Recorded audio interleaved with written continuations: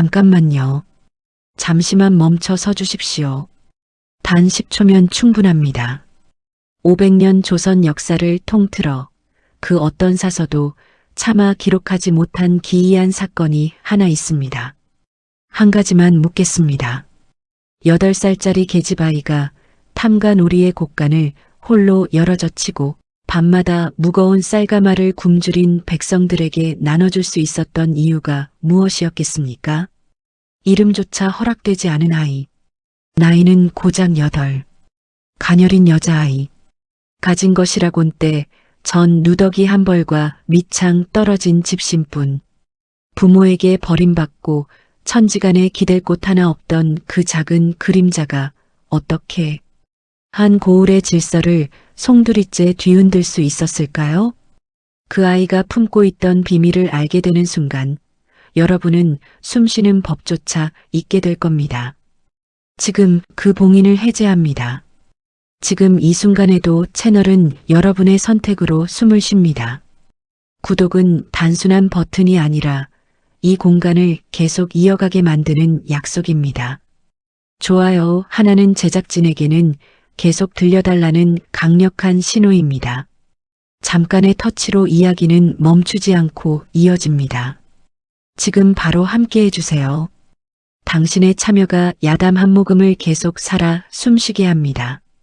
조선 중기 경상도 어느 고을 3월이라고는 하나 밤바람은 아직 칼날처럼 차가웠다. 삼경 달마저 두꺼운 구름에 몸을 숨긴 그 칠흑 같은 어둠 속에서 탐관오리 오익준의 곡간 앞에 낯선 불빛이 나타났다. 불빛이라고 하기에는 너무 이상했다. 횃불처럼 크지도 않았고 호롱불처럼 흔들리지도 않았다. 손바닥만 한 크기로 파랗게 빛나며 마치 살아 숨쉬는 것처럼 천천히 떠다녔다. 하나, 둘, 셋. 이내 10개가 훌쩍 넘는 파란 불덩이들이 곡간 주위를 맴돌기 시작했다. 마을 어른이라면 단번에 알아보았을 것이다. 도깨비불이다.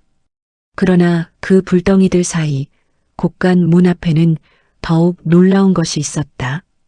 8살짜리 계집아이 하나가 맨손으로 거대한 곡간의 자물쇠를 만지작거리고 있었다. 아이의 이름은 담비였다. 아비가 죽기 전 마지막으로 불러준 이름. 뜻이 무엇인지 아이는 알지 못했다.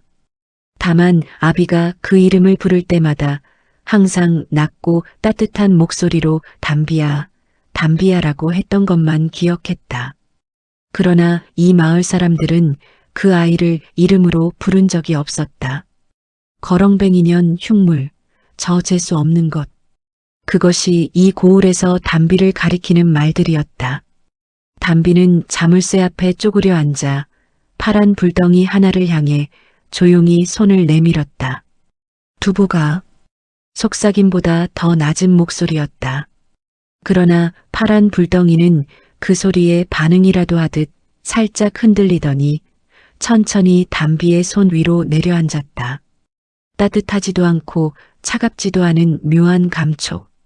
마치 봄날 안개가 손등을 스치는 것과 같았다.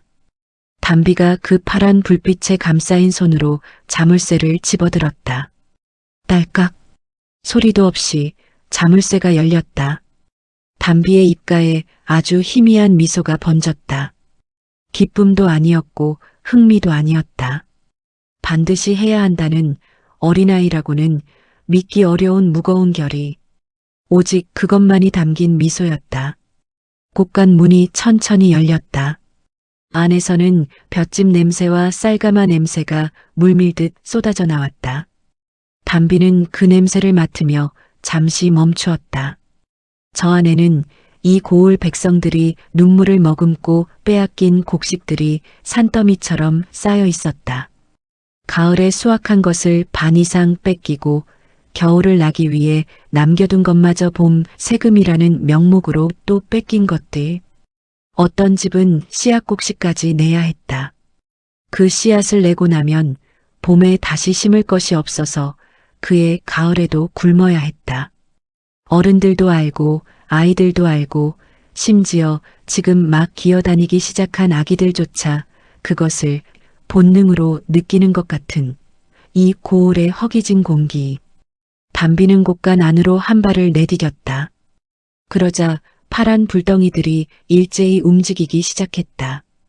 도깨비들은 사람의 눈에는 보이지 않는다. 그러나 그것들이 움직이면 무거운 쌀가마가 공중에 들려 올라간다. 담비만이 볼 수 있는 그 기묘한 광경은 커다란 쌀가마들이 저 스스로 의지를 갖고 걸어 나오는 것처럼 보였다. 쌀가마 하나가 천천히 바닥에서 들려 올라갔다. 또 하나, 또 하나. 담비는 조용히 그 광경을 지켜보며 파란 불빛들에게 속삭였다. 이쪽 마을 먼저. 최서방네 아이가 어제 보리죽도 못 먹었대. 강 건너 초가집, 거기 아기 울음소리가 벌써 사흘째 안 들리거든. 그리고 넘어 고개 쪽 이 할멈네. 거기는 지붕도 무너졌으니까. 파란 불빛들이 일제히 흔들렸다. 알아들었다는 대답이었다. 쌀가마들이 하나씩 곳간 밖으로 나가기 시작했다. 발소리도 없이, 삐걱거리는 소리도 없이, 오직 쌀알이 가마 안에서 살짝 흔들리는 소리만이 밤의 고요 속으로 사라졌다. 담비는 마지막 가마가 나가는 것을 확인하고 곳간 문을 다시 닫았다. 자물쇠를 제자리에 걸었다. 딸깍. 아무 일도 없었다는 듯이. 그런데 여기서 이 광경을 지켜본 사람이라면 누구나 의아하게 여겼을 것이 있었다. 오익주는 요 며칠 동안 곳간 앞에 광군 5명을 배치했다. 야간 순찰 2에, 곳간 앞 상시 대기 셋. 그들은 밤새 자리를 지키고 있었다. 졸지도 않았다. 이미 2번이나 도둑을 맞아 오익준에게 호되게 혼난 다음이었기 때문이었다. 그런데도 그들은 아무것도 보지 못했다. 그것이 도깨비의 힘이었다. 도깨비는 원하는 자에게만 모습을 드러낸다. 담비만이 볼 수 있는 파란 불빛들은 광군들의 눈에는 그저 어둠으로 보였다. 움직이는 쌀가마들은 그들의 눈에는 담장 너머로 흘러들어오는 밤안개처럼 보였다. 도깨비의 가오 안에 있는 담비 역시 그들의 눈에 보이지 않았다. 담비는 아무도 없는 밤길을 혼자 걸어 마을 어기 허름한 빈 창고 옆으로 돌아갔다. 그곳이 담비의 집이었다. 처마도 없고 제대로 된 문도 없는 비 오는 날이면 흙바닥이 질퍽해지는 좁은 공간. 바람이 불면 집더미가 흩어지고 추운 날이면 그 위에서 잠들기 어려웠다. 그러나 담비는 불평하지 않았다. 징징거리지도 않았다. 그저 낡은 집 더미 위에 누워 구름이 지나가며 잠깐 드러난 별들을 바라보았다. 아버지. 그 한마디는 너무 낮아서 바람 소리에도 묻혔다. 오늘도 했어요. 별들이 흔들렸다. 바람이 잠깐 따뜻해졌다가 다시 차가워졌다. 담비는 눈을 감았다. 이튿날 아침 마을은 발칵 뒤집혔다. 오익준의 곳간이 또 털렸다는 소식이 고을 전체를 순식간에 뒤흔들어 놓았다. 벌써 3번째였다. 자물쇠는 멀쩡히 잠겨 있었고 담장에 오른 흔적도 없었으며 지키던 광군들은 입을 모아 아무것도 보지 못했다고 말했다. 그러나 분명히 쌀가마 14자루가 사라졌다. 그리고 그 쌀이 어디로 갔는지는 아침이 되어 굶주린 집들의 문간마다 놓인 쌀가마들이 증명하고 있었다. 오익준의 사랑채는 아침부터 불이 났다. 귀신이냐 사람이냐 5이나 지키고 있었는데 아무것도 못 봤다는 게 말이 되는 소리냐? 자물쇠에 손을 댄 흔적이 없다고? 하늘에서 곡식이 날아갔단 말이냐? 오익준의 고함이 담장을 넘어 마을까지 울려 퍼졌다. 그 목소리에는 분노뿐 아니라 어딘가 두려움이 섞여 있었다. 귀신의 소행이라면 세상에서 가장 겁이 많은 것이 관아의 나리들이었다. 담비는 그 소리를 들으면서도 태연하게 아침 이슬을 맞으며 느티나무 아래에 앉아 있었다. 손바닥만 한 파란 불덩이 하나를 손 위에 올려놓은 채로 마을길 저편에서 아침 밥상을 앞에 두고 눈물을 훔치는 아낙네의 모습이 보였다. 그녀의 문간에는 간밤에 생긴 쌀가마 두 자루가 놓여 있었다. 아낙의 남편은 지난 겨울 오익준의 하인들에게 매를 맞고 아직 자리보전 중이었다. 어린 것들 셋의 등골이 빠지도록 일해도 늘 모자라던 살림이었다. 아낙이 갑자기 고개를 들어 사방을 두리번거리며 목청껏 외쳤다. 이게 다 누군지 모르지만 고맙소. 이 은혜 평생 잊지 않겠소. 담비는 느티나무 뒤에서 그 모습을 바라보았다. 그 눈빛에는 기쁨도 있었고 슬픔도 있었다. 아버지가 살아계셨다면 저 아낙에게 저 쌀가마를 직접 안겨줄 수 있었을 것이었다. 몰래 밤에 가져다 놓는 것이 아니라 당당하게 관아의 이름으로 돌려줄 수 있었을 것이었다. 그러나 아버지는 없었다. 3년 전부터 담비는 느티나무에 등을 기댔다. 두보가 오늘 밤에도 갈 거야. 파란 불덩이가 살짝 요동쳤다. 조금 더 밝아졌다가 다시 원래 크기로 돌아왔다. 걱정하지 마. 아직 한 달은 더 가야 해. 강 건너 아기가 살아남으려면 최소한 쌀 2마리 더 있어야 해. 파란 불덩이가 다시 흔들렸다. 이번에는 다른 느낌이었다. 걱정스럽다는 것 같았다. 나도 알아. 위험해. 그런데 담비의 눈이 먼 곳을 향했다. 고을 중심에 우뚝 솟은 관아의 지붕이 보였다. 저기 창고 안에 있는 게 뭔지 아직 못 찾았어. 파란 불덩이가 이번에는 격렬하게 흔들렸다. 불안한 기색이 역력했다. 두보가 내가 무서워하는 게 뭔지 알아. 그런데 나는 가야 해. 거기 있으면 안 되는 게 있으니까. 그게 무엇인지 담비는 아직 이름을 붙이지 못했다. 그러나 느낌은 알았다.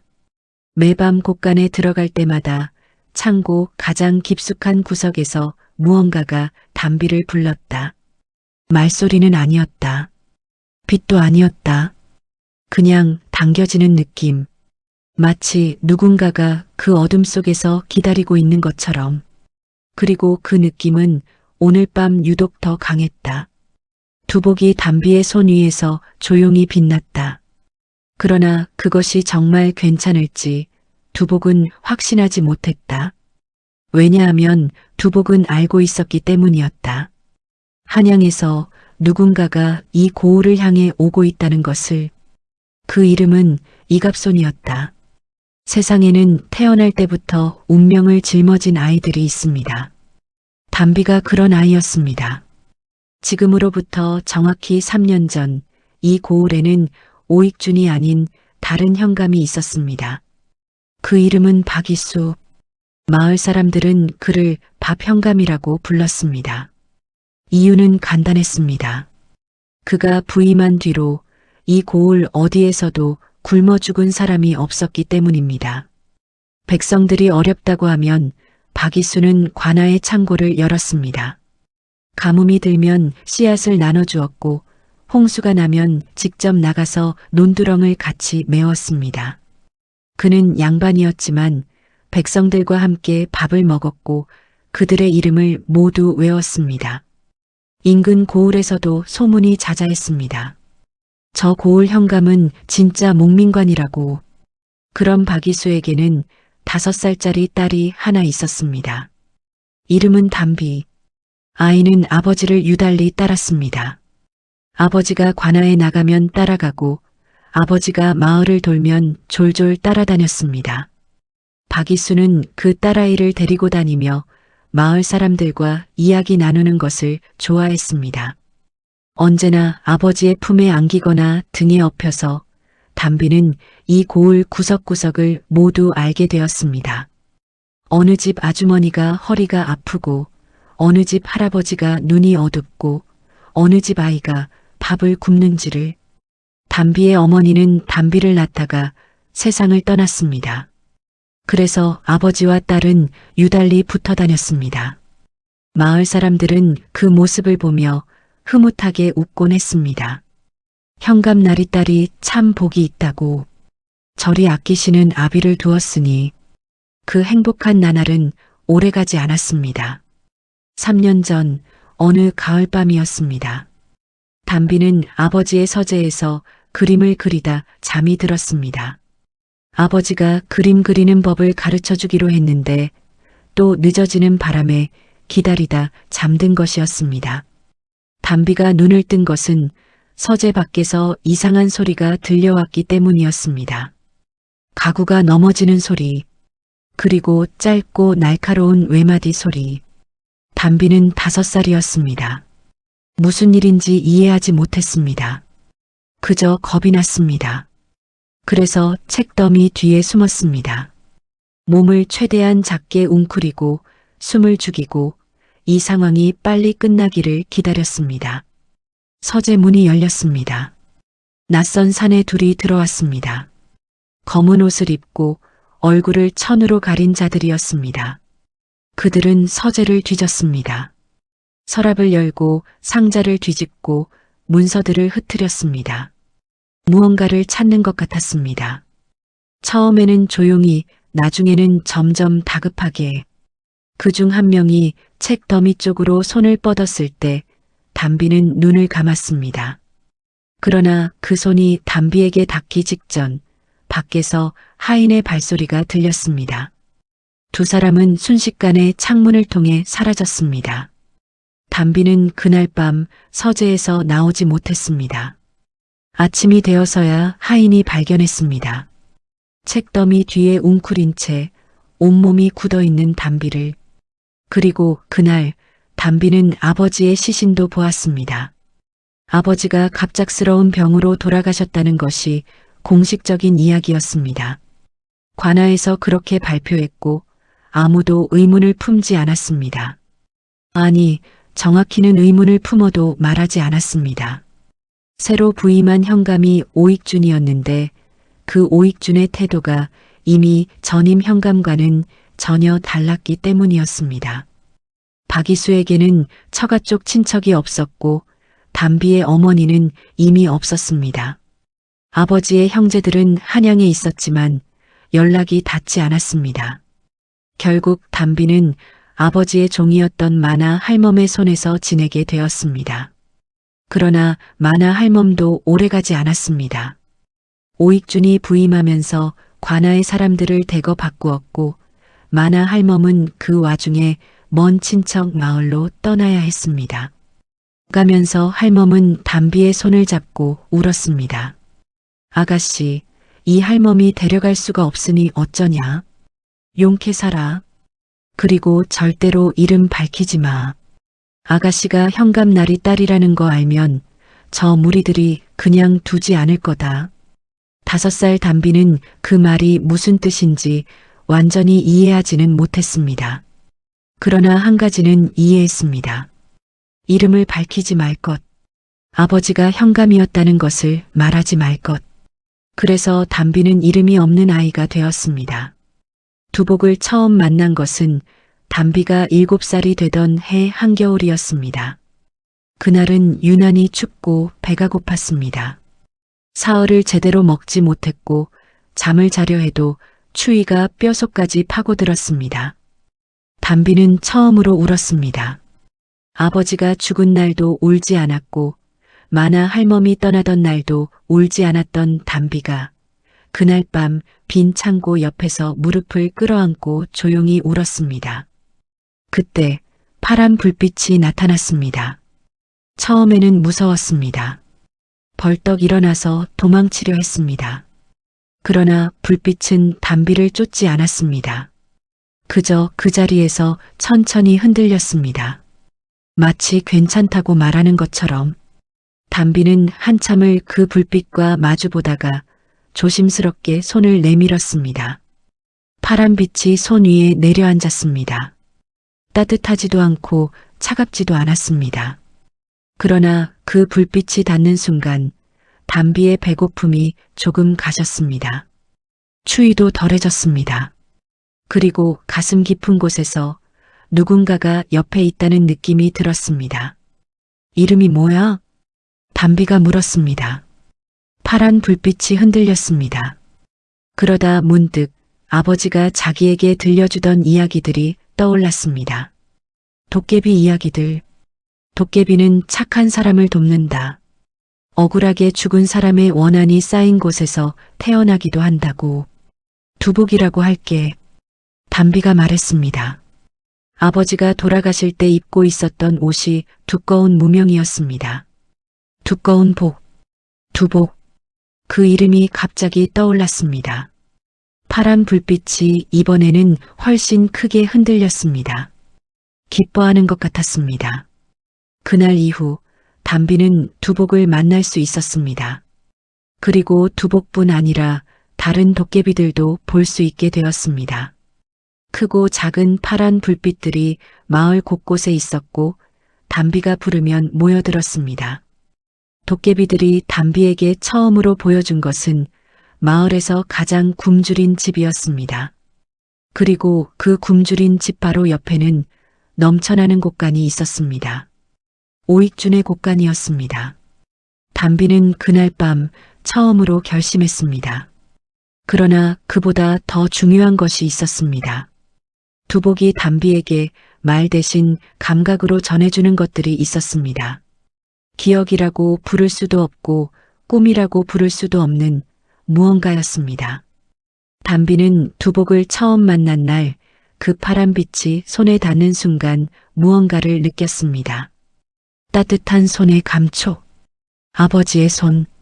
담비는 그것을 말로 설명할 수 없었습니다. 그냥 알았습니다. 두복이 아버지와 연결되어 있다는 것을. 어떻게 연결되어 있는지는 몰랐지만 그것이 담비가 이 일을 멈출 수 없는 이유였습니다.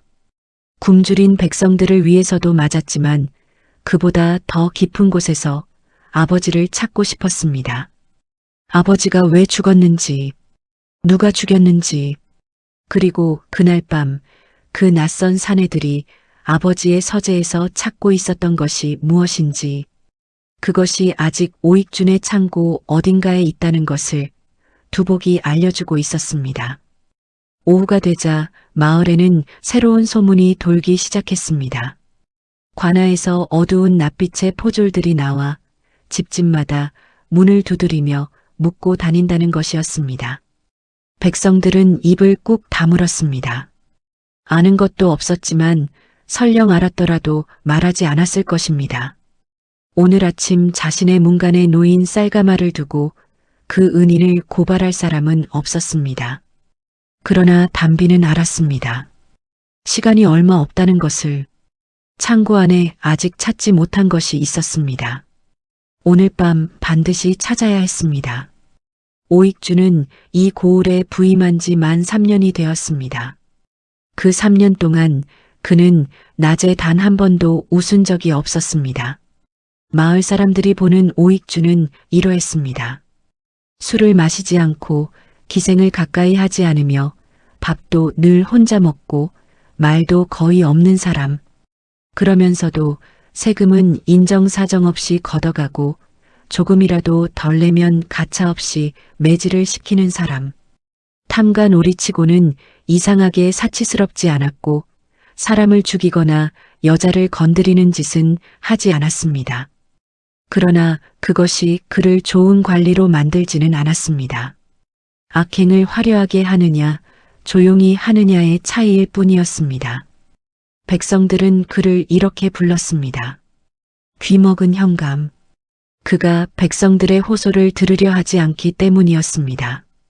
그런데 그날 오전 담비는 이상한 것을 목격했습니다. 오익준이 관아의 뒷마당에 혼자 서 있었습니다. 마을 사람들은 볼 수 없는 위치였지만 관아 담장 옆 느티나무에 올라있던 담비의 눈에는 보였습니다. 오익준은 한참 동안 그냥 서 있었습니다. 두 손을 뒤로 모으고 하늘을 올려다보고 그러다 갑자기 뒤돌아서 담장을 향해 주먹을 내리쳤습니다. 쿵! 꽤 강한 힘이었는데 그는 비명도 내지르지 않았습니다. 그냥 그 자세로 이마를 담장에 대고 잠시 서 있었습니다. 담비는 그 등을 보았습니다. 관복을 입은 넓은 등. 그런데 그 어깨가 파들파들 떨리고 있었습니다. 그리고 고개를 들었을 때 오익주는 소매로 얼굴을 훔쳤습니다. 눈물이었습니다. 담비는 나뭇가지에 매달린 채 그 장면을 보고 한동안 움직이지 못했습니다. 탐관오리가 울고 있었습니다. 담장 뒤에 혼자 숨어서 담비는 그 모습이 이해되지 않았습니다. 이해하고 싶지도 않았습니다. 저 사람은 아버지 대신 이 고을에 온 자이고 백성들을 수탈하는 자이고 어쩌면 아버지의 죽음과도 관련이 있는 자였습니다. 그런 자가 우는 모습이 담비에게는 낯설었습니다. 왜 우는가? 그 질문이 담비의 마음 한켠에 작은 가시처럼 박혔습니다. 그날 저녁 담비는 또다시 오익준을 목격했습니다. 이번에는 사랑채에서였습니다. 담비는 관아 담장 밖에서 기왓장 들뜬 틈새를 통해 들여다보고 있었습니다. 이 일대 지형을 파악해 두려고 며칠째 살피던 중이었습니다. 오익준은 혼자 앉아서 붓을 들고 있었습니다. 뭔가를 쓰고 있었습니다. 담비는 물론 그 내용을 볼 수 없었습니다. 그러나 붓질이 멈추지 않고 계속되었고 그가 다 쓰고 나서 한 행동이 담비를 다시 한번 멈추게 했습니다. 오익주는 그 종이를 가지런히 접어 방 안에 있는 노쇠 화로에 집어넣었습니다. 종이가 타들어갔습니다. 그는 타들어가는 불빛을 바라보면서 긴 한숨을 내쉬었습니다. 무엇을 썼기에 쓰자마자 태우는가? 담비는 그날 밤 두복에게 물었습니다. 저 사람이 오늘 종이를 썼다가 태웠어. 무슨 내용인지 알 수 있어? 두복은 한참 흔들리다가 담비의 손에서 어딘가로 이동했습니다. 관아 사랑채 쪽이었습니다. 그리고 두복이 어떤 감각을 담비에게 전해주었습니다. 두려움, 깊고 오래된 두려움, 그리고 그 두려움 아래 무거운 죄책감. 담비는 그 감각에 몸이 굳었습니다. 저 사람은 무서워하고 있습니다. 그리고 미안해하고 있습니다. 무엇을 미안해하는가? 다음 날 새벽 담비는 또 하나의 이상한 장면을 목격했습니다. 오익준의 하인 하나가 관아 뒷길로 조용히 걸어가고 있었습니다. 손에 들고 있는 것은 작은 보자기였습니다. 관아의 것이 아닌 낡은 무명으로 싼 보자기였습니다. 그 하인은 마을 끝 홀로 사는 이사월 노인의 집 앞에 멈춰 섰습니다. 이사월 노인은 이 고을에서 가장 가난한 사람 중 하나였습니다. 아들 셋이 다 오익준에게 세금을 못 냈다는 이유로 매를 맞고 큰아들은 그 후유증으로 죽었습니다. 하인은 주위를 살피더니 이사월 노인의 문 앞에 보자기를 살며시 내려놓았습니다. 그리고 아무 말도 없이 빠른 걸음으로 돌아갔습니다. 담비는 하인이 사라지고 나서 그 보자기에 다가갔습니다. 노인이 나오기 전에 보자기 안에는 쌀 한 대와 약재 몇 가지가 들어 있었습니다. 담비는 그것을 보면서 한참 생각했습니다. 탐관오리 오익준이 몰래 쌀을 주고 있었습니다. 낮에는 가혹하게 세금을 걷어가면서 밤에는 몰래 가장 가난한 집에 쌀을 두고 오는 이 모순은 무엇인가? 담비는 아직 알 수 없었습니다. 그러나 담비의 마음속에서 오익준에 대한 이미지가 조금씩 흔들리기 시작했습니다. 그것이 두 번째 밤 작전을 앞두고 담비를 불안하게 만들었습니다. 확신이 있어야 움직일 수 있습니다. 그런데 그 확신이 조금씩 흔들리고 있었습니다. 두보가 저 사람 나쁜 사람 맞아? 두복이 오랫동안 흔들리지 않았습니다. 그 침묵이 대답이었습니다. 단순하게 대답할 수 없다는 뜻이었습니다. 그날 밤은 유독 도깨비들이 많이 모였습니다. 담비가 3번 손뼉을 치면 오는 신호인데 오늘은 그 신호도 치기 전에 파란 불덩이들이 먼저 나타났습니다. 큰 것, 작은 것, 희미한 것, 선명한 것. 담비가 아는 것들도 있었고 처음 보는 것들도 있었습니다. 두복이 유달리 크게 빛났습니다. 긴장하고 있다는 뜻이었습니다. 담비는 곳간 앞에서 관군들의 배치를 살폈습니다. 오늘은 7명이었습니다. 이전에 5에서 2이 더 늘었습니다. 그리고 배치도 달라졌습니다. 곳간 정면에 4, 뒤쪽 담장에 3. 사각지대가 없도록 촘촘히 배치한 것이었습니다. 담비는 입술을 깨물었습니다. 예상했던 것보다 어려웠습니다. 두보가 어떻게 할까? 두복이 흔들렸습니다. 그 흔들림에서 담비는 하나의 이미지를 받았습니다. 관군들이 모두 같은 방향을 보도록 유도하는 것. 저기서 소리를 낼 수 있어? 논두렁 쪽에서. 두복이 크게 흔들렸습니다. 할 수 있다는 뜻이었습니다. 잠시 후 논두렁 쪽에서 우렁찬 소리가 들려왔습니다. 쿵, 쿵, 쿵.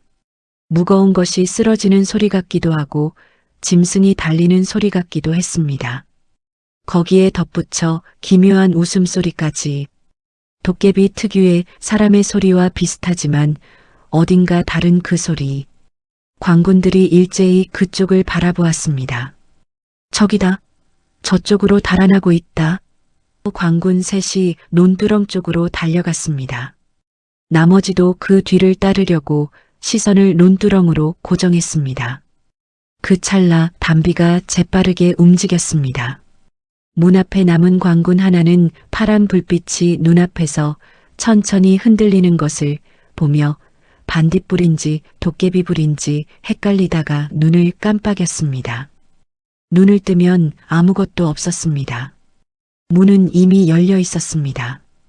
담비는 안으로 들어가 있었습니다.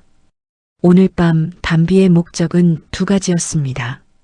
하나는 쌀가마, 그리고 또 하나는 그 당김의 정체를 찾는 것.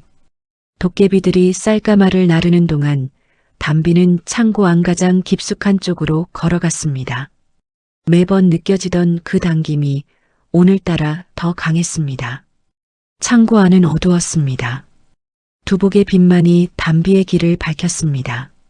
쌀가마들을 지나 콩 자루들을 지나 밀가루 포대들을 지나 창고 안쪽 구석에는 쌀가마들이 2겹, 3겹으로 높게 쌓여 있었습니다.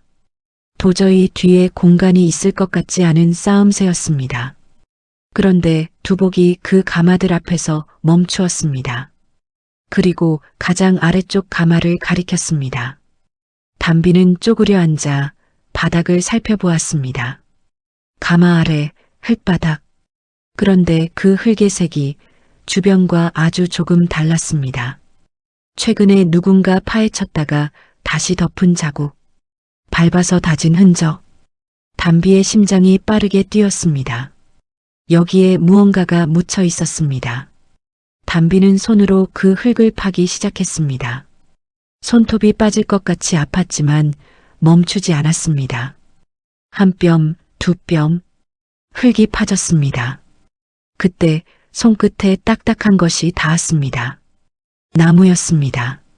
담비는 숨을 참으며 더 빠르게 흙을 걷어냈습니다. 나무로 만든 작은 상자.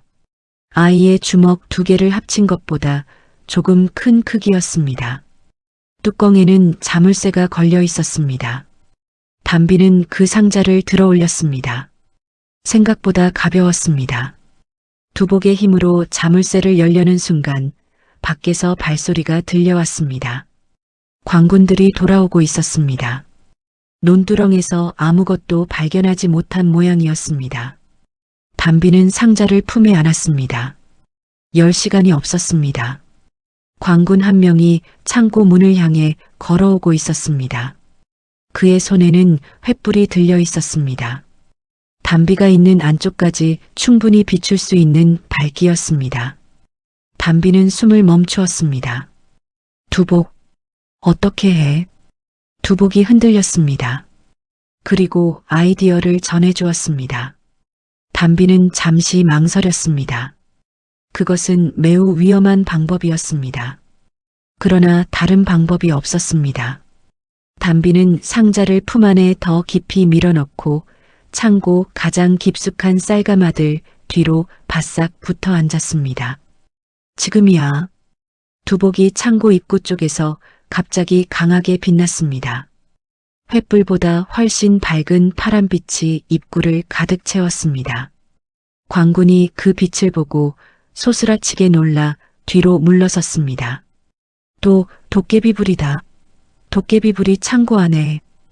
그 외침에 나머지 광군들도 달려왔습니다. 그들이 모두 입구를 향해 서는 순간 담비는 창고 뒤쪽 벽 구석에서 조용히 몸을 빼냈습니다. 이미 두복이 알려준 뒤쪽 환기구. 쌀가마들이 바람을 통하게 하려고 낮은 곳에 만들어둔 구멍. 아이의 몸은 그 구멍을 통과할 수 있었습니다. 기어서 가슴을 납작하게 눌러가며 창고 뒤쪽으로 기어 나왔을 때 창고 안에서는 아직도 광군들의 웅성거리는 소리가 들렸습니다. 귀신이 붙은 거야. 저 창고 뭔가 있어. 담비는 창고 담장 뒤에서 숨을 고르며 품 안의 상자를 손으로 더듬었습니다.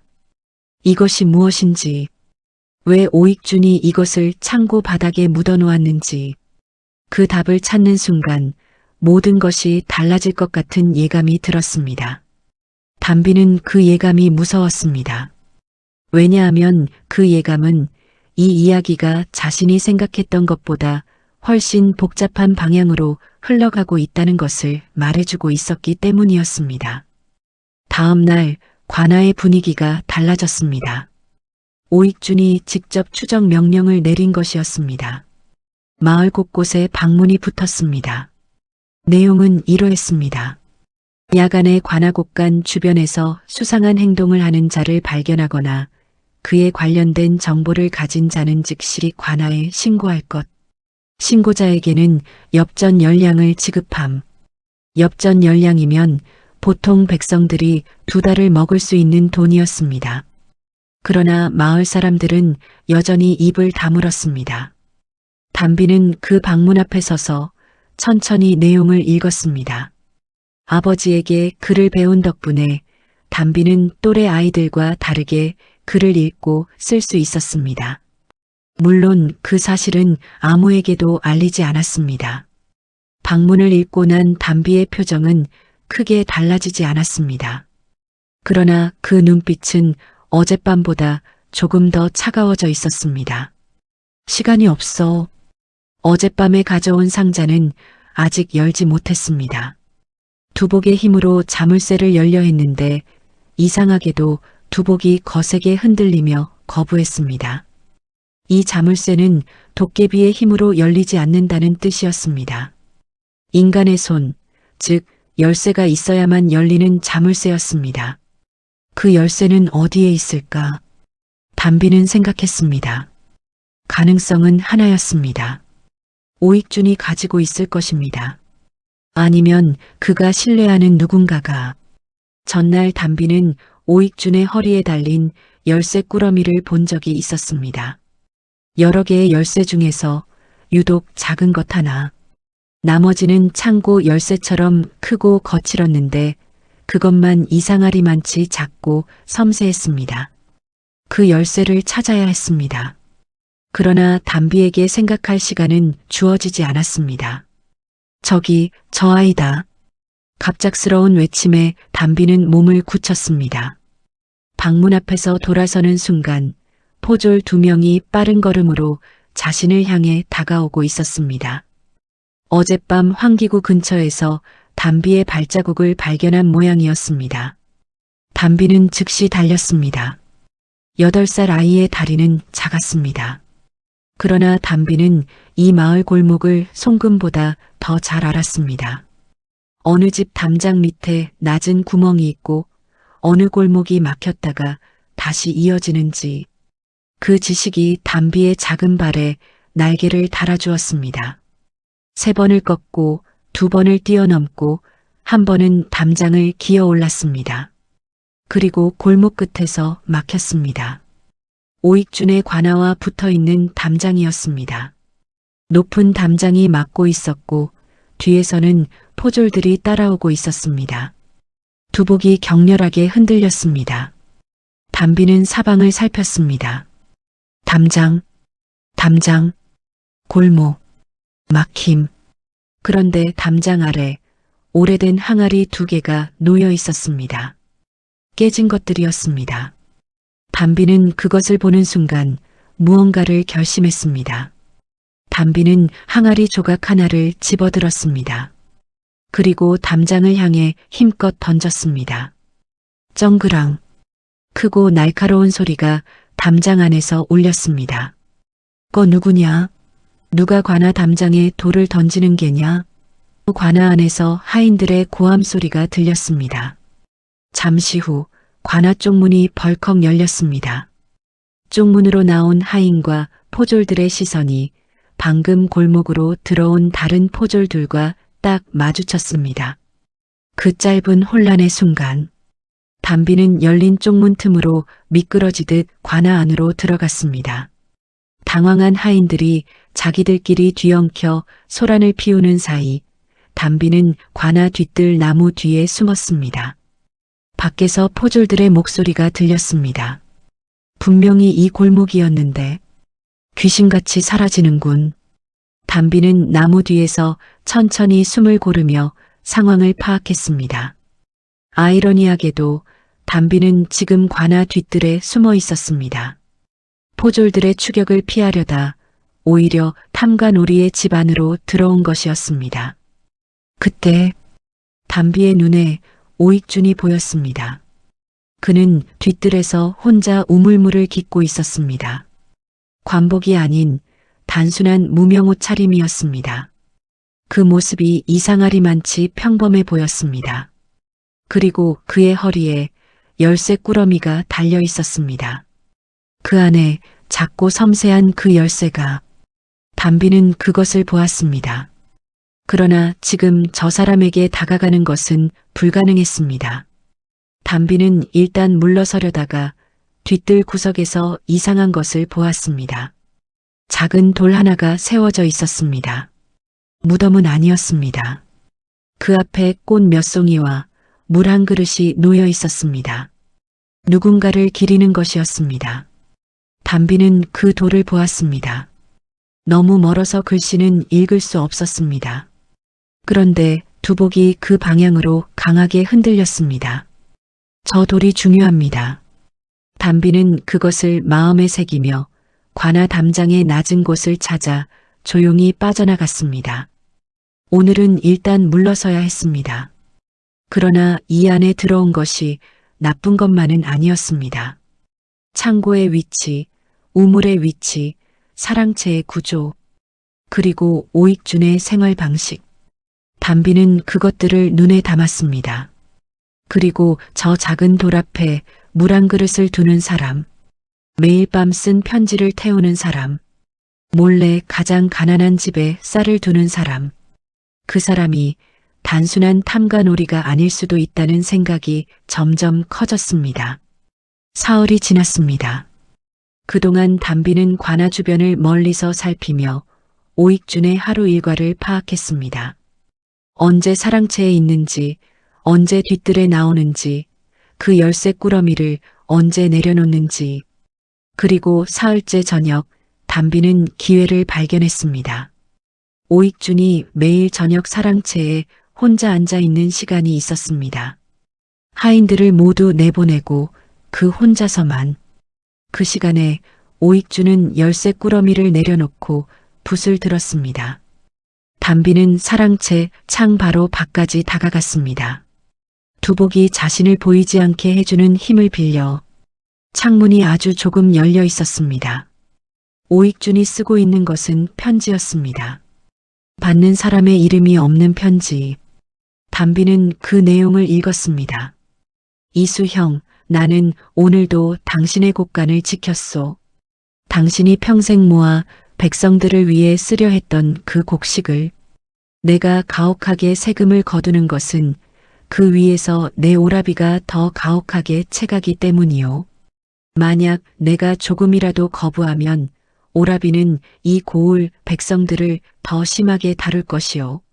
나는 덜 악한 악당이 되는 수밖에 없소. 매일 밤 이 편지를 쓰고 태우는 것은 내 입으로는 당신에게 사죄할 수 없기 때문이요. 당신의 죽음에 내가 관련되어 있다는 것을 나는 알고 있소. 내가 막지 못했소. 막으려 했는데 늦었소. 그것이 내가 죽지 못하고 이 지옥을 버티는 이유이기도 하오. 당신의 딸이 살아있다면 부디 내 죄를 용서하지 마시오. 담비는 숨을 멈추었습니다. 이수, 그것은 담비의 아버지 이름이었습니다. 박이수, 그리고 오익주는 아버지를 형처럼 불렀습니다. 담비의 머릿속이 하얗게 되었습니다. 그러나 그 하얗게 된 순간 무언가들이 제자리를 찾기 시작했습니다. 오익준이 몰래 이사월 노인 집에 쌀을 두고 온 것, 담장 뒤에서 혼자 울던 것, 매일 밤 편지를 써서 태우는 것, 뒤뜰 구석에 돌을 세우고 물 한 그릇을 두는 것, 그것들이 모두 아버지를 향한 것이었습니다. 그 순간 담비는 처음으로 무너졌습니다. 창문방 낮은 담장 뒤에서 8살짜리 담비는 무릎을 꿇었습니다. 아무 소리도 내지 않고 아버지가 죽던 날도 마나 할멈이 떠나던 날도 울지 않았던 담비가 그 자리에서 두 손으로 입을 틀어막고 조용히 울었습니다. 그것은 담비가 지난 3년 동안 가져왔던 확신이 무너지는 소리였습니다. 오익주는 단순한 악인이 아니었습니다. 그는 더 큰 악에 눌린 자였습니다. 아버지의 죽음에 직접 손을 대지는 않았지만 막지 못했다는 죄책감을 안고 사는 자였습니다. 그리고 그 죄책감으로 이 고을을 지키려 하는 자였습니다. 자신의 방식으로. 그것이 옳은가 옳지 않은가는 담비는 아직 판단할 수 없었습니다. 8살이었습니다. 담비는 한참을 그 자리에서 울었습니다. 아버지의 이름이 그 편지 안에 있었다는 것이 너무나 아팠습니다. 아버지가 아직 어딘가에 있는 것처럼 느껴져서 그것이 더욱 아팠습니다. 두복이 담비의 손에 내려앉았습니다. 그 떨림이 그냥 울어도 된다고 말하는 것 같았습니다. 담비는 한참을 울다가 고개를 들었습니다. 눈물을 훔치고 눈빛을 가다듬었습니다. 오익준이 무너진 사람이라 할지라도 이 상황은 바뀌지 않았습니다. 백성들은 여전히 굶주리고 있었습니다. 그리고 오익준이 말한 오라비가 있었습니다. 그가 진짜 문제였습니다. 그리고 창고 바닥에서 꺼내온 그 상자, 그 안에 무엇이 있는지가 이제 이전보다 더 중요해졌습니다. 그날 저녁 마을에 낯선 사람이 나타났습니다. 도포를 입고 갓을 눌러 쓴 중년 사내, 말 한 마리를 끌고 혼자 왔습니다. 그러나 그의 뒤에는 2명의 무인이 따라오고 있었습니다. 소수였지만 훈련된 자들이 풍기는 예리한 공기가 그들에게서 느껴졌습니다. 그 사내가 곧바로 향한 곳은 관아였습니다. 담비는 그 사내를 보았을 때 두복이 격렬하게 떨리는 것을 느꼈습니다. 거의 처음 보는 수준의 반응이었습니다. 두복이 이렇게 떠는 것은 이 사람이 매우 위험하거나 매우 중요하거나 둘 중 하나라는 뜻이었습니다. 그 사내는 관아 문 앞에서 멈추더니 안을 향해 이름을 댔습니다. 나는 이갑손이요. 한양에서 왔소. 오형감을 만나러 왔소이다. 이갑손. 담비는 그 이름이 처음에는 낯설었습니다. 그런데 두복의 반응이 너무나 강렬했습니다. 그 반응은 두려움이었습니다. 그리고 두복이 느끼는 것들이 담비에게 전해질 때 아주 희미하게 다른 것도 섞여왔습니다. 아버지. 아버지와 이 이름이 어떤 식으로 연결되어 있었습니다. 담비는 그날 밤 잠들지 못했습니다. 두복을 손 위에 올려놓고 별을 보며 생각했습니다. 이갑손이 여기에 왜 왔는가? 오익준을 만나러 왔다는 것은 오익준이 말한 오라비와 관련이 있는 것인가? 아니면 그 사람이 바로 그 오라비인 것인가? 그리고 창고 바닥에서 꺼내온 그 작은 상자. 그 안에 있는 것이 이 모든 것을 연결하는 답일 것이었습니다. 열쇠가 필요했습니다. 이갑손이 관아에서 나온 것은 그 다음 날 아침이었습니다. 담비는 밤새 관아 근처를 서성이며 기다렸습니다. 오익준과 이갑손이 무슨 이야기를 나누었는지는 알 수 없었습니다. 그러나 이갑손이 나오는 모습에서 담비는 무언가를 느꼈습니다. 그는 관아에서 나오면서 뒤를 돌아보았습니다. 그 눈빛은 오익준을 향해 무언가를 경고하는 것 같았습니다. 그리고 오익준은 대문 안에서 그 시선을 받으면서 얼굴이 굳어 있었습니다. 두 사람 사이에는 무거운 것이 있었습니다. 이갑손은 마을 주막에 여장을 풀었습니다. 담비는 주막 뒤쪽에서 두복의 도움을 받아 접근했습니다. 이갑손의 짐꾸러미가 방 안에 있었습니다. 열린 창문 틈새로 보이는 짐꾸러미 안에 두꺼운 서류 묶음이 있었습니다. 담비의 눈에 그 서류 묶음 위쪽에 쓰인 이름이 보였습니다. 박이수, 아버지의 이름. 담비는 숨을 삼켰습니다. 그 서류는 아버지의 것이었습니다. 아버지가 현감으로 있을 때 작성한 것들이었습니다. 세금 징수 내역, 관아 창고 장부, 그리고 무언가의 조사 기록. 이갑손은 왜 아버지의 서류를 가지고 있는 것인가? 그때 두복이 강하게 흔들렸습니다. 담비는 그 감각에서 위험을 감지했습니다. 이갑손의 호위 무인 중 하나가 주막 뒤쪽을 살피러 돌아오고 있었습니다. 담비는 재빠르게 물러섰습니다. 그러나 이미 중요한 것을 보았습니다. 이갑손이 아버지의 서류를 가지고 있다는 것, 그리고 오익준과 이갑손의 관계가 단순하지 않다는 것. 그날 밤 두복이 이상한 감각을 전해주었습니다. 아버지의 목소리는 아니었습니다. 목소리는 없었습니다. 그러나 따뜻한 감촉, 그리고 무언가를 전하려는 강한 의지 같은 것이 파란 빛을 통해 담비에게 흘러들어왔습니다. 담비는 그 감각 속에서 하나의 이미지를 받았습니다. 아버지의 서재. 그날 밤 낯선 사내들이 뒤지던 그 서재. 그리고 그 서재에 있던 책들 중 하나. 특별히 표시가 없는 두꺼운 책. 그 책의 속을 파낸 자리에 무언가가 숨겨져 있었습니다. 그것이 무엇인지 두복은 보여주지 않았습니다. 이미지가 그 직전에서 끊겼습니다. 그러나 담비는 알았습니다. 그날 밤 낯선 사내들이 찾던 것, 그것이 아직 발견되지 않았다는 것, 그리고 아버지는 그것을 자신이 찾기를 원하고 있었습니다. 담비는 눈물이 났습니다.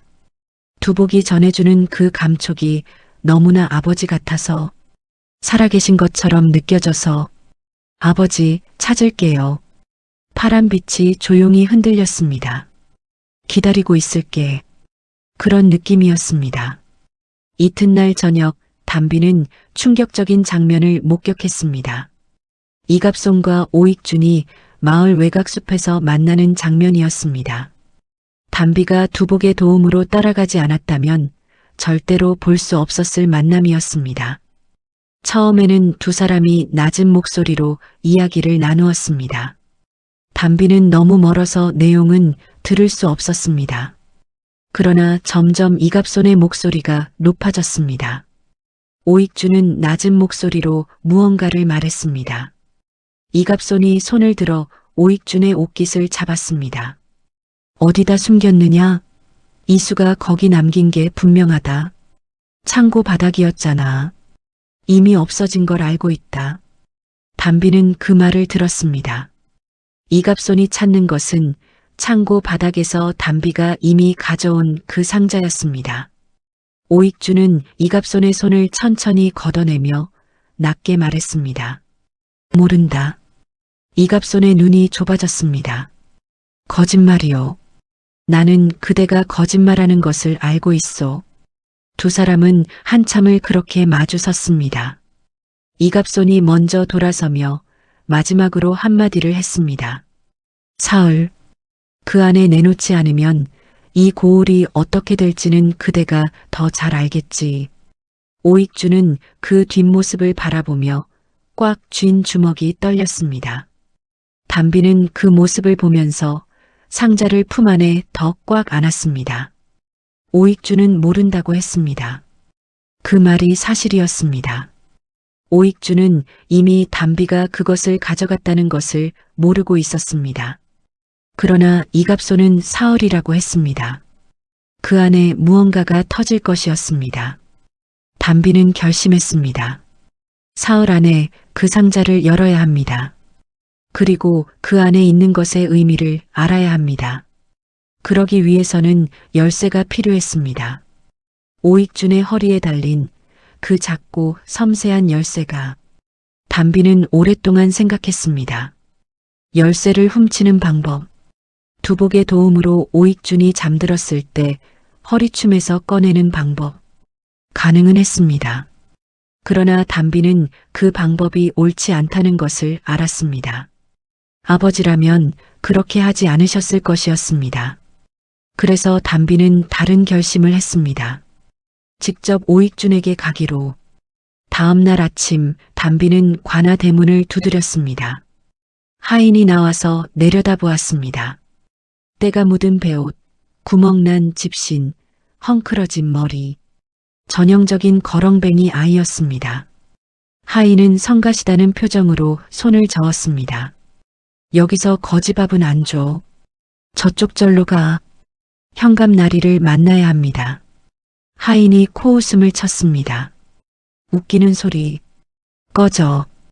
이갑손이 무엇을 찾고 있는지 압니다. 순간 하인의 표정이 굳었습니다. 담비는 더 말하지 않았습니다. 그 이름 하나로 충분했습니다. 잠시 후 담비는 오익준의 사랑채 앞에 서 있었습니다. 오익준이 담비를 내려다보았습니다. 그의 눈빛에는 이상한 것이 섞여 있었습니다. 경계, 그리고 어딘가 낯선 것을 보는 것 같은 놀람. 담비는 품에서 그 상자를 꺼내어 바닥에 내려놓았습니다. 오익준의 숨이 짧게 멎었습니다. 어디서 이것을? 담비는 대답하지 않았습니다.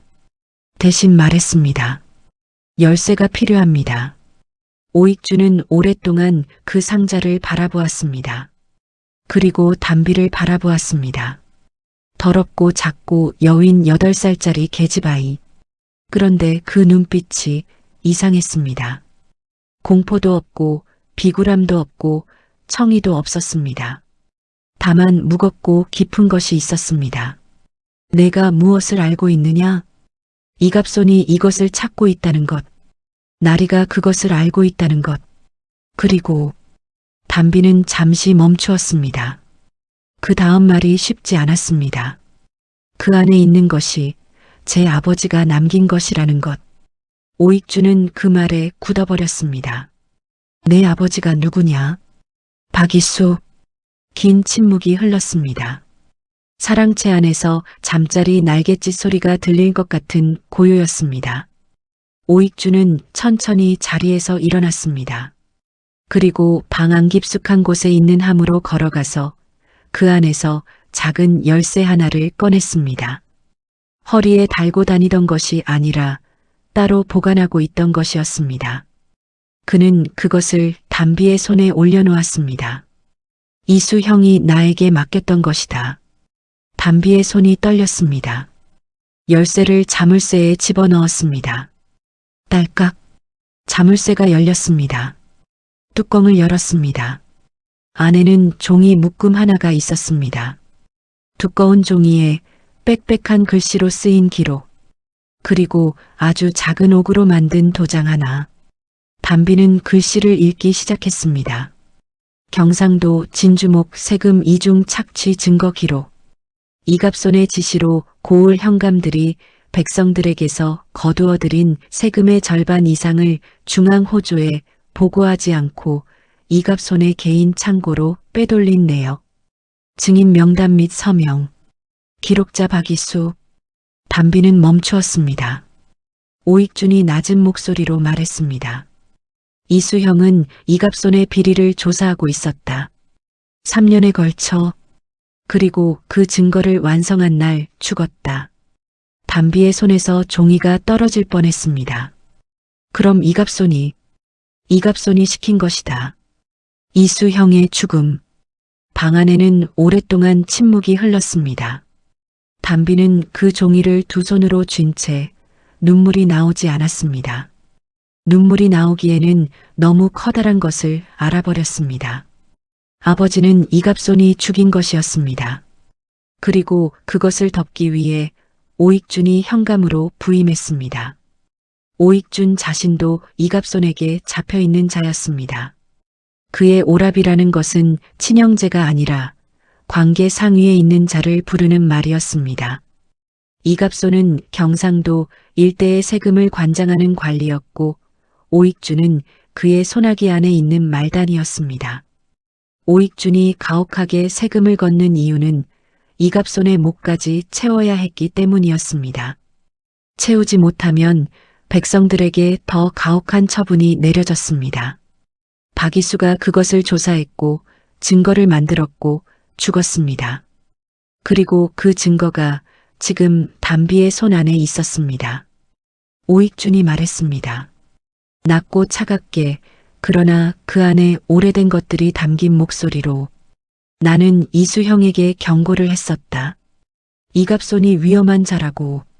그러나 이수형은 멈추지 않았다. 백성들이 당하고 있는데 어찌 멈추느냐고 했다. 나는 겁쟁이였다. 증거를 함께 모으자는 부탁을 거절했다. 그리고 이수형이 죽었다. 담비는 그를 바라보았습니다. 그래서 나리는 이 증거를 보관하고 있었던 겁니까? 이수형이 마지막으로 보낸 정갈이 있었다. 창고 바닥에 묻어두었으니 나중에 의로운 자가 꺼내 쓰기를 바란다고. 나는 그것을 지켰다. 이갑손이 찾으러 올 때마다 없다고 했다. 그것이 내가 할 수 있는 최소한이었다. 담비는 그 말을 들으면서 가슴 안에서 무언가가 흔들렸습니다. 이 사람은 비겁했습니다. 아버지를 살리지 못했습니다. 그러나 아버지가 남긴 것을 지켰습니다. 그 둘이 동시에 사실이었습니다. 담비는 오랫동안 생각했습니다. 그리고 입을 열었습니다. 이 증거를 어디에 올려야 합니까? 한양 사헌부.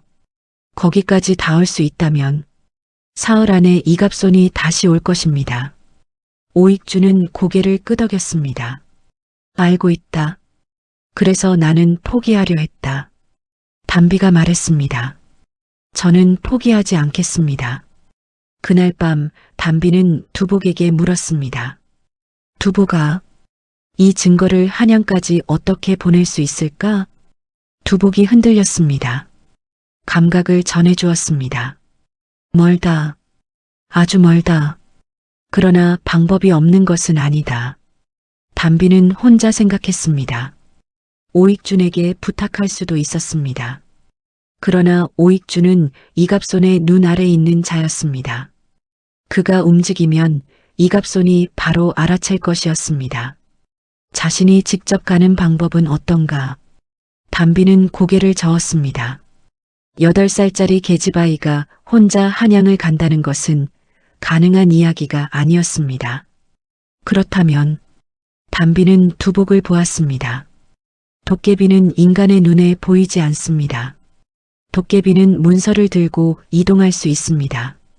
도깨비가 닿을 수 있는 곳에 이 문서를 전달할 수 있다면, 그러나 그것도 쉽지 않았습니다.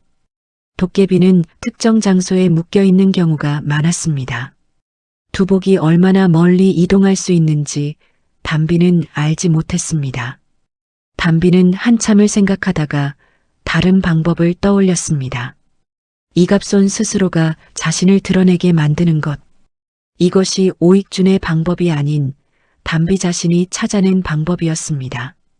조력자에게서 답을 받은 것이 아니라 다음 날 아침 담비는 오익준에게 자신의 계획을 말했습니다. 오익준은 그 계획을 듣고 한참 동안 아무 말도 하지 않았습니다. 그러다가 이렇게 말했습니다. 이수 형의 딸이 맞는구나. 담비의 계획은 이러했습니다. 이갑손이 찾고 있는 증거를 있는 척을 하는 것, 그리고 이갑손을 특정 장소로 유인하는 것, 그 자리에서 이갑손의 불법 행위를 직접 증언할 증인들과 함께 그를 자백하게 만드는 것. 오익준이 물었습니다. 어떻게 이갑손을 자백하게 만드느냐? 그는 10년을 이 일을 해온 자다. 담비는 대답했습니다. 겁을 주면 됩니다. 무엇으로? 도깨비로. 이틀이 남았습니다. 담비는 그 이틀 동안 오익준을 통해 이 고을에서 가장 오랫동안 산 노인들을 만났습니다. 이갑손에게 세금을 빼앗기고 자식들이 매를 맞고 가장 억울한 사연을 가진 사람들, 그들의 이야기를 모두 들었습니다. 그리고 두복에게 전달했습니다. 모두 두복이 그 이야기들을 받아들이며 파란빛이 점점 더 진하게 빛났습니다. 그리고 다른 도깨비들도 모여들었습니다. 이 고을에서 억울하게 죽은 자들의 원한이 담긴 불빛들이, 그들은 이미 오래전부터 이 고을에 있었습니다. 담비가 불러서 오는 것이 아니라 이미 여기에 있었던 것이었습니다. 담비는 그것을 처음 알았습니다. 도깨비들이 여기에 있는 이유는 이 고을에 억울함이 쌓여 있었기 때문이었습니다. 그리고 그 억울함은 이갑손과 그의 앞잡이들이 만들어낸 것이었습니다. 사흘째 되는 날 이갑손이 다시 관아를 찾았습니다. 오익준이 그를 맞았습니다. 상자를 찾았소. 오늘 밤 같이 봐야 할 것이 있소이다. 그날 밤 이갑손은 오익준을 따라 관아 뒷마당으로 나왔습니다. 어둠이 짙었습니다. 횃불도 없었습니다. 그런데 갑자기 사방에서 파란 불빛들이 나타나기 시작했습니다. 하나, 둘, 셋, 열, 스물. 셀 수 없을 만큼 많은 파란 불빛들이 이갑손을 둘러쌌습니다. 그리고 그 불빛들 속에서 이갑손이 가장 두려워하는 것들이 나타났습니다. 목소리들. 억울하게 세금을 뺏기고 죽은 자들의 목소리가 아니었습니다. 도깨비는 그런 것을 할 수 없었습니다. 그러나 담비가 그 자리에 숨어서 오익준에게 미리 들었던 이갑손의 죄목을 하나하나 읽어내려갔습니다. 낮고 또렷하게. 그 목소리가 사방의 파란 불빛들 사이에서 울려 퍼졌습니다. 한 곳에서 나오는 소리가 아니었습니다. 반사되고 굴절되고 여러 방향에서 동시에 들리는 것처럼 느껴지는 소리. 이갑손은 그 자리에서 굳어버렸습니다. 그는 귀신을 믿지 않는 자였습니다. 그러나 수십 개의 파란 불빛이 자신을 둘러싸고 자신만이 알고 있는 죄목들이 허공에서 들려오는 순간 이성은 본능에 무너졌습니다. 누구냐? 귀신이냐? 사람이냐? 이갑손의 목소리가 갈라졌습니다. 그때 오익준이 말했습니다. 낮고 차갑게 고백하시오. 그러면 이 도깨비들이 물러갈 것이오. 이갑손의 입술이 떨렸습니다. 뭘 고백해? 나는 아무것도 모른다. 파란 불빛들이 동시에 크게 타올랐습니다. 그 빛 속에서 목소리가 다시 들렸습니다. 박이수를 죽이라 한 것은 이갑손이었습니다. 이갑손이 비명을 질렀습니다. 그러나 도깨비의 겁주기만으로는 충분하지 않았습니다. 이갑손이 공포에 질려 일시적으로 무너질 수는 있었습니다. 그러나 그것이 증거가 되지는 않았습니다. 법의 심판을 받으려면 그의 자백을 직접 증인들이 듣고 서명해야 했습니다. 담비는 그것을 알고 있었습니다. 그래서 그날 밤 관아 뒷마당에는 도깨비들만 있는 것이 아니었습니다. 오익준이 미리 불러 모은 사람들이 있었습니다.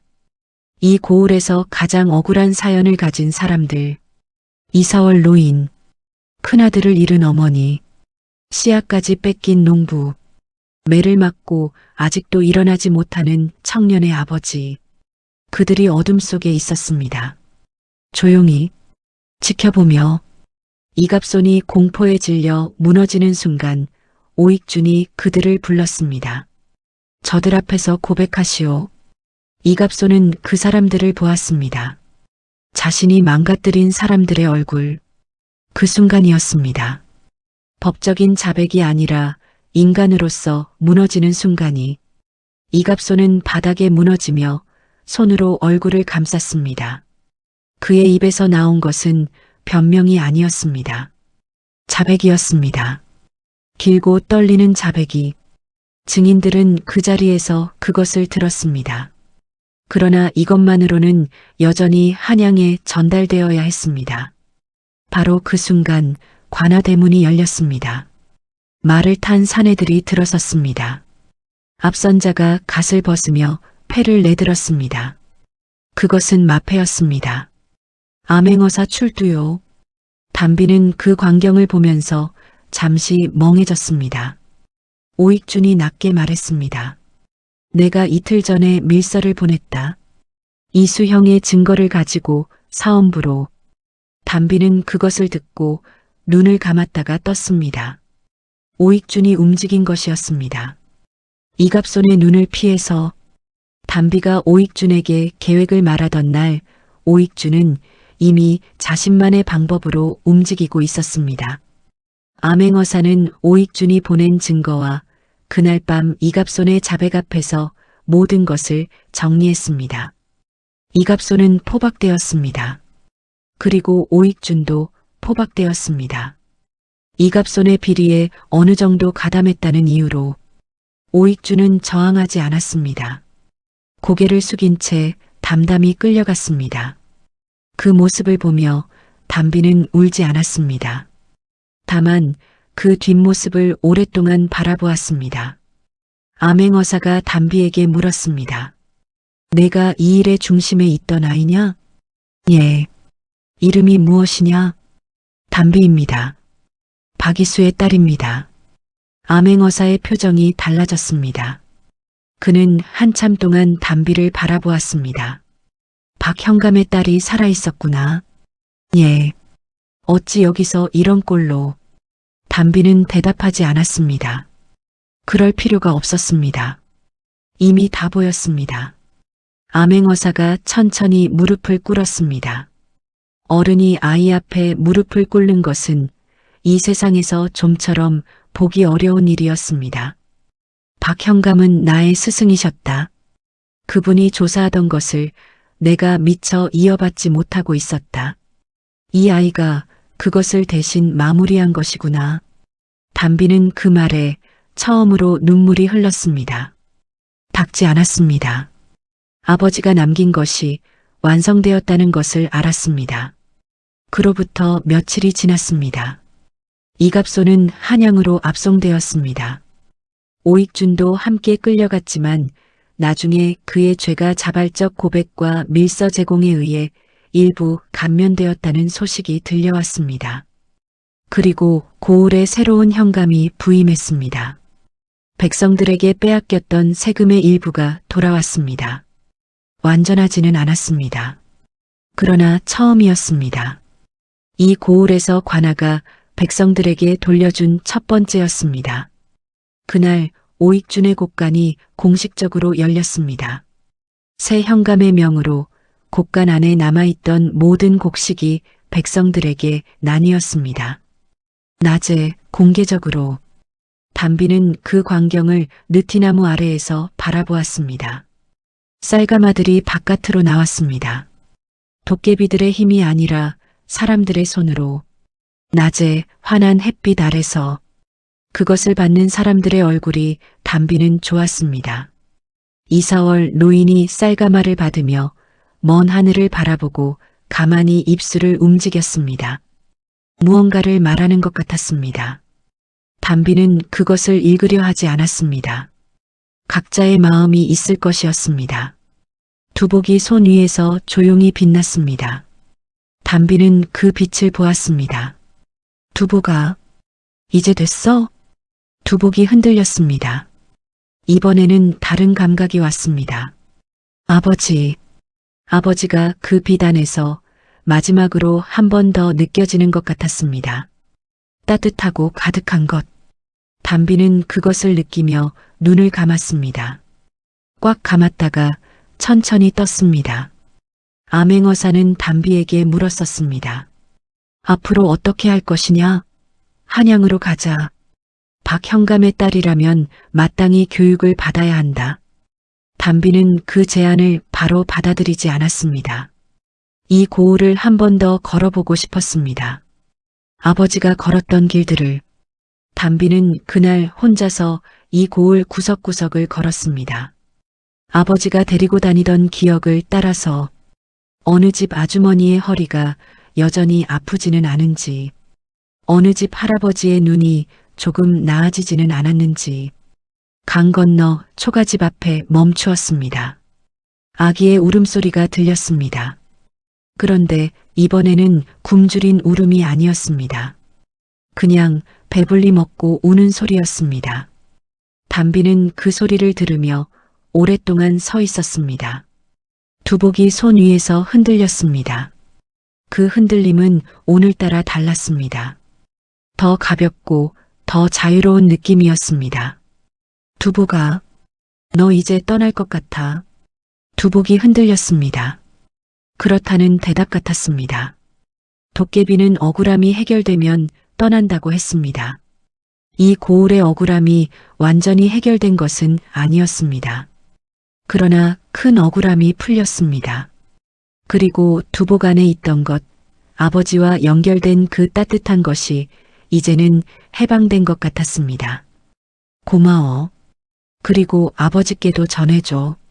잘 마쳤다고. 두복이 마지막으로 강하게 빛났습니다. 그리고 천천히 꺼졌습니다. 담비는 빈손을 바라보았습니다.